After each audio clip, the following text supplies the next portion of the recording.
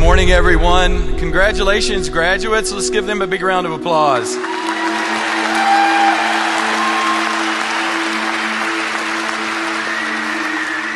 It's my pleasure today to provide an introduction to today's speaker, Ashraf Habibullah. Many students, when they graduate, sometimes they forget the commencement speaker. I don't think that will be the case today. Ashraf is a structural engineer and is president and CEO of Computers and Structures Incorporated, which he founded in 1975. Today, CSI is recognized globally as the pioneering leader in the development of software tools for structural and earthquake engineering. The software is used by thousands of engineering firms in over 160 countries for the design of landmark projects such as the Freedom Tower in New York City, the Burj Khalifa Tower in Dubai, and the Bird's Nest Stadium in Beijing. Today, the skyline of every major modern city in the world is defined by structures that have been designed using Ashraf's software. He has a passion for the arts and social causes. He is co-founder of the critically acclaimed Diablo Ballet and the founder of the Engineers Alliance for the Arts, an organization that involves school children with technology, focusing on the artistic aspects of bridge engineering. He regularly donates his money and time as a speaker to support humanitarian organizations, hospitals, and educational institutions worldwide. Ashraf has donated software to thousands of universities to ensure that the technology necessary to produce seismically sound structures reaches everyone. And Ashraf has also supported our students and labs here at Cal Poly. Ashraf has a deep personal interest in the study of human psychology and human behavior and how they can be leveraged to help people from all walks of life reach their maximum potential. Would you join me in welcoming Ashraf to the podium?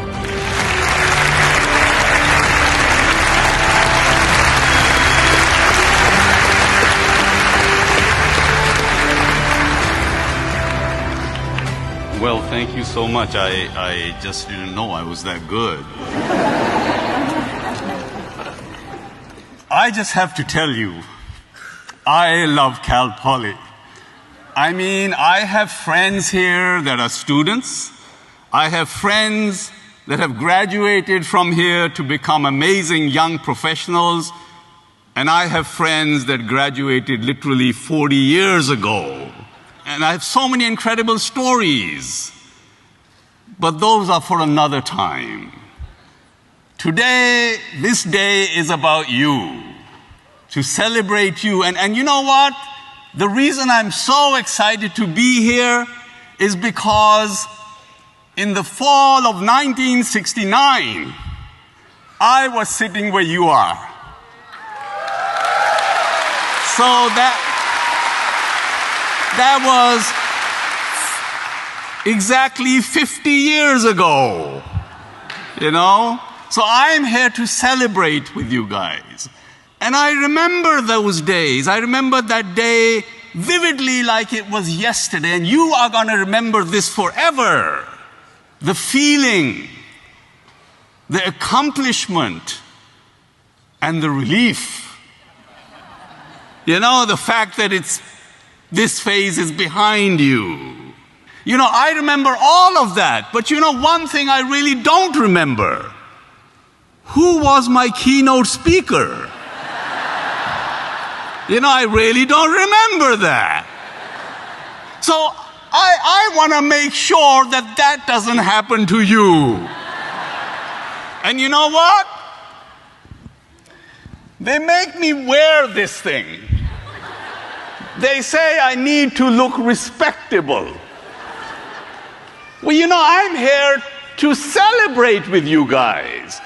Why do I have to look respectable? You know? So I'm going to take this thing off.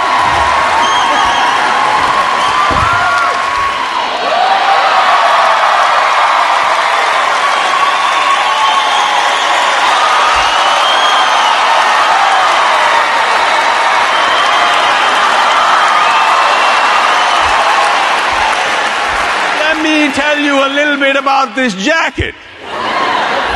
You see, I think every keynote speaker needs to have a jacket like this. Because you know, when you come to a commencement and you wear a jacket like this, you can basically say anything you want to. Because nobody's listening. They focus on the jacket. And of course, you get invited everywhere, and they never forget you. Try taking this thing through security with them wires and them batteries. You know, they actually make me take it out of the bag and wear it. Can you imagine 500 people in line in Dubai? And here I am at the head of the line with my lights on. All kidding aside, you know, I came to America, this is also 50 years ago. December 8th, 1969 is when I landed in this incredible land from Pakistan. And I remember my dad taking me up to the plane, and there was a colonel in the army, so he could get into the plane. He sat me down on the chair, and he said, "Go make something of your life. Make a lot of friends. They will come in handy." And they did. Over the past 50 years, I have made friends everywhere. And they have done exactly what my father said. They molded my life. So today, I'm here to make new friends. All of you. I want a picture with every one of you.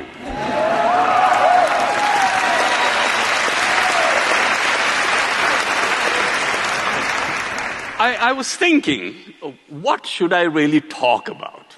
Then it occurred to me that students are usually broke. All 4 years they struggle for money. So I thought maybe that's a good topic, because I really want all of you to be rich. So I thought I'd start with that. There's a research report out there which says that only 15% of your financial success is based upon your technical knowledge or basically the stuff you learn in school. You know, you'll make a good living. But if you learn the other 85%, which they say is based upon what they call human engineering, you can raise your income 700%. So I thought maybe today we'd talk a little bit about human engineering, what it is. It's basically your ability to lead people, to create paths for them so they follow you and become better. It's your ability to inspire them, to make them do things that maybe they never did before. And it's your ability to have influence over them so that they will do things for you that you want them to do without you even asking them to do it. How amazing is that? And when you learn about human psychology and human chemistry, you will learn something amazing. And that is that human beings are created for one and one only solitary reason. Well, there's actually two, but this is one of them. And that is that you are created for making the life of another human being better.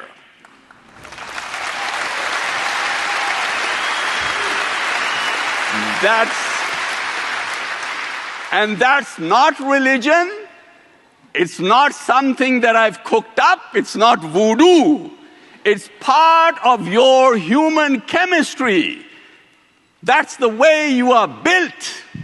It's the way your constitution is. That is the reason why when you do something nice for somebody, you actually feel amazing. Nature has created a reward system when you do the things that nature wants you to do, it rewards you with an amazing feeling. Have you ever thought, why would anybody like you? I mean, has it ever occurred to you? I mean, why would you like me? Because of my lighted jacket? Or my Madonna hat? How about them Madonna boots? No. People like you for only one reason, and you learn this, and it's best that you learn it when you're young. It will serve you well. People like you for only one reason, and that one solitary reason is how they feel about themselves when they are in your presence. That's what makes them like you.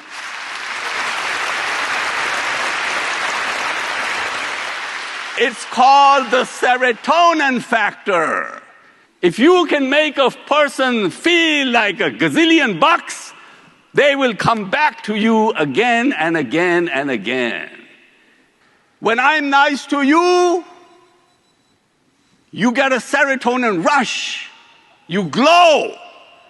When I see that, I get a serotonin rush. I glow. And when all of these people around watch that interaction, they get a serotonin rush. Why do you think game shows are so popular?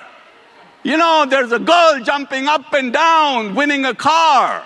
She's happy as whatever. And then there's the host, so happy. But what about all these people in TV land by the millions? They're tuned into the television. They ain't getting jack shit. Right? What they're getting are serotonin rushes. That's what they're getting. They're drunk. And marketing people know that. Serotonin is one of the biggest marketing tools available to humanity. But they don't teach you that. That's from me. Why are you here? I mean, you know, you did your coursework. You paid the fees. Right? Why don't they just send you a PDF and say, hey, congratulations, bye-bye. You're here. You're spending all of you people, what are you doing here? You've come for your serotonin fix. You're a bunch of drug addicts. It's true. It's true. I mean, just wait till your graduate walks through here. You'll be so drunk with serotonin, you'll be in tears. You know, human beings are fundamentally created to have human relationships. That's why it feels good to hug somebody. That's why it feels good to come out here and look a person in the eyes. The human connection. It's an oxytocin effect. You know, I developed software for designing buildings and bridges to stand up in earthquakes. For some reason, wherever they speak Spanish, there are earthquakes.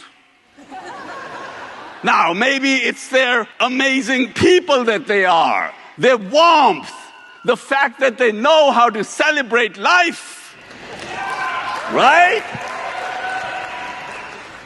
The love makes the earth quiver under their feet. I do a lot of seminars on our technology. They show up by the hundreds.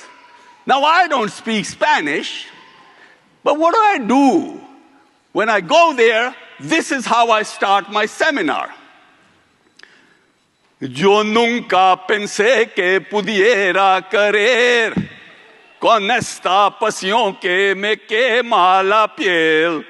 Volar por tu cuerpo es el cielo tocar.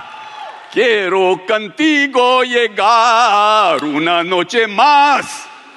Oh!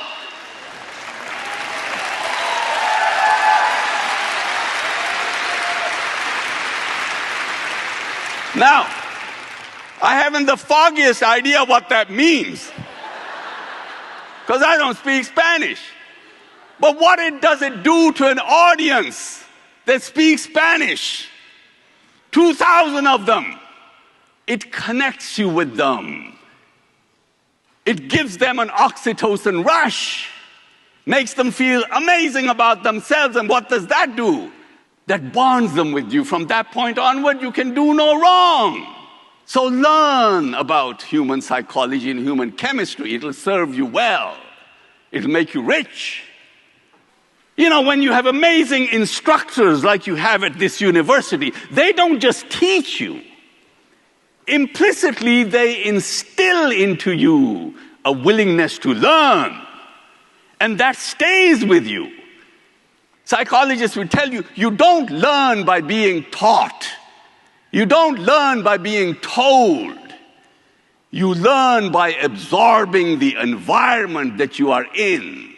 So even after you leave the university, all through your life, you are like this information sponge. You look at something and you want to learn it. The other thing that you learn, without even knowing it, is to be able to think logically. So you can figure out stuff for yourself. You know, one of the greatest things that I learned without even knowing it in college is my friends. Just by being around them, they taught me how to live out of my comfort zone. They made me shameless. Look at this. But it has served me well. So living out of your comfort zone is the most important things that you need to think about, because these are the most amazing times for you to graduate. When I came to Berkeley 50 years ago, I thought I was the most luckiest person because they had just put humanity onto the moon and computers were just getting started. Now I look at the opportunities you have today. And with the background that you've received here, you can step into any field. So try anything. Try everything. You know, the biggest tragedy in life is not death. The biggest tragedy in life is arriving at the end of your life and looking back at all of the opportunities that you missed because you were afraid to step out of your comfort zone and answer the door when opportunity knocked. At that point, you wouldn't have to worry about how you're going to die, because that thought alone will kill you. Don't let that happen to you. Try everything. Because when you try everything, you will find that passion will find you. I mean, I wanted to be a rock star. I wanted to come to America, put Elvis Presley out of business, and run away with Mary Tyler Moore. When it turned out that that probably was not going to happen, I became a structural engineer. And it's been amazing. When you try everything, eventually passion will find you. And you will end up having such an incredible job that you're willing to do it for free. How amazing is that? There will be no difference between your work and your play. Every person will be looking at you and wondering, is this sucker working or is he playing? You're actually doing both. And at that point, you would have mastered the art of living.